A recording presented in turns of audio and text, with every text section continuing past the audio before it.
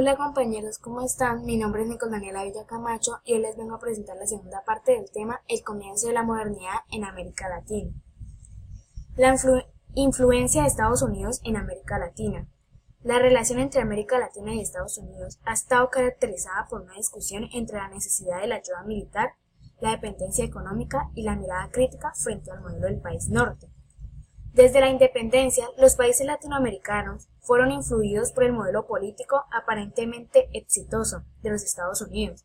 Sin embargo, hacia finales del siglo XIX se empezó a cuestionar el carácter imperial o intervencionista de Estados Unidos en los gobiernos del continente. Los sectores intelectuales nacionalistas latinoamericanos comenzaron a criticar la política internacional estadounidense a partir de algunos ejemplos de intervencionismo.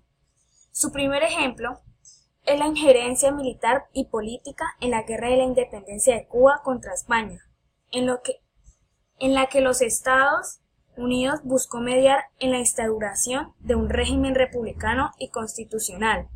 El apoyo que brindó el gobierno estadounidense a los panameños en sus intentos para separarse de Colombia en 1902 y su posterior intervención económica y política en la construcción del Canal de Panamá. Su tercer ejemplo es la intervención militar directa en países como Haití y República Dominicana durante las décadas de 1920 y 1930. La doctrina de Monroe.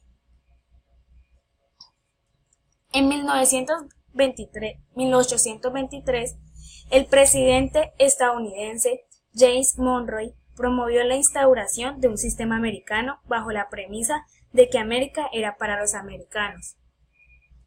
La doctrina de Monroe planteaba los ideales alrededor de la defensa de la política económica de libre mercado. Las libertades civiles, políticas y religiosas se manifestaban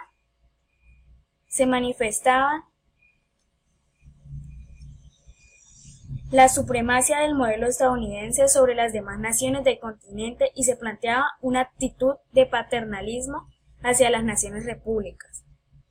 A lo largo del siglo XIX, Estados Unidos había logrado un desarrollo económico superior al del resto del continente. Sus pensadores e ideológicos defendieron la intervención de este país en la política latinoamericana con el fin de guiar a dichas naciones por el camino del progreso.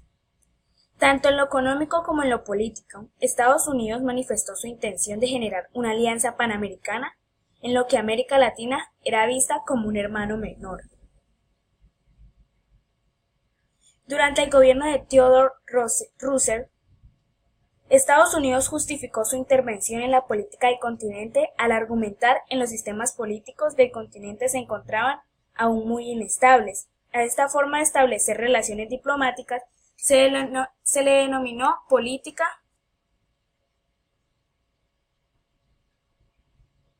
del continente al argumentar se le denominó relaciones diplomáticas o la política del gran garrote por el carácter arbitrario de las intervenciones políticas, económicas y militares. Uno de los aspectos más representativos de la aplicación de la doctrina Monroe al contexto latinoamericano se configuró en la redacción de la Enmienda Platt, producto de la intervención norteamericana en la Guerra de Independencia cubana. La primera Constitución de Cuba contenía varios artículos que imponían limitaciones a los novatos de los gobiernos cubanos, con relación a la deuda política dirigida a obtener préstamos de Estados Unidos, la firma de acuerdos militares con potencias extranjeras y la posibilidad que tenía Estados Unidos de intervenir en la isla en condiciones extremas o anarquía. Esa era la Enmienda Platt, que era la Constitución de la República de Cuba. La modernización y la expansión del mercado. A comienzos del siglo XX, el crecimiento demográfico de América Latina había favorecido el aumento del intercambio comercial con Estados Unidos. Desde 1897, un alto porcentaje de las inversiones norteamericanas en el extranjero se concentraron en México y Cuba, países con altos índices de crecimiento urbano. El mercado mundial empezaba a expandirse hacia 1914 la producción de tecnologías y la exportación minera. hacían parte de los intercambios más frecuentes con el mercado internacional.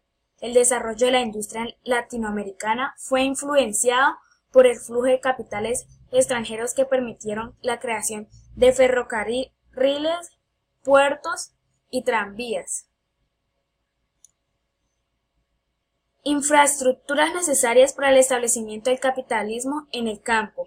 Además, durante la época de 1920,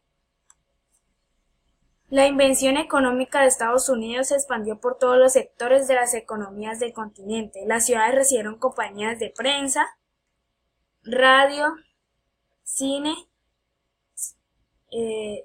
servicios públicos y transportes en las que se incentivó el interés por la modernización de las formas de vida. La política del buen vecino.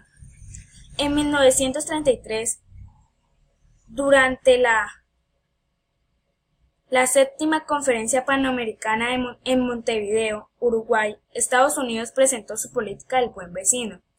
Ella era una consecuencia de la crisis de 1929, por medio de la cual se reevaluó la política de intervención en el continente, tanto en el campo económico como en el político, y se decidió ratificar la autonomía de los estados que empezaban a desarrollarse en el continente. De esta forma, aseguró las buenas relaciones con la mayor parte de los países latinoamericanos y su posterior apoyo en la Segunda Guerra Mundial.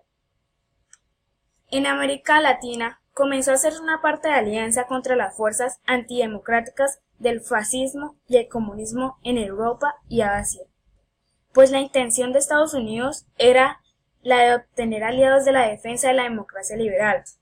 Su intervención en el continente continuó de todas maneras en los casos en que se rompía el orden democrático, ya sea por un golpe militar o por la amenaza de los partidos comunistas. Este personaje que vemos acá es José Enrique Rodó. Nació en 1871 y murió en 1917. Mostró sus aptitudes intelectuales desde muy temprana edad, aunque no terminó la universidad, y fue reconocido como un gran escritor y profesor de literatura. La reacción latinoamericana a la doctrina de Monroe. Algunos intelectuales latinoamericanos han calificado la doctrina Monroe como un instrumento del imperialismo e intervencionismo estadounidense. Por eso, a lo largo del siglo XX, varios sectores de la sociedad se manifestaron a favor de la creación de una cultura latina, en la que pudiera encontrarse los intereses de todos los habitantes del continente. Uno de los libros fundacionales de este pensamiento es Ariel, del escritor uruguayo José Enrique Rodó, en el que se planteó en el espíritu idealista latino podía hacerle frente al materialismo norteamericano. Muchas gracias por su atención.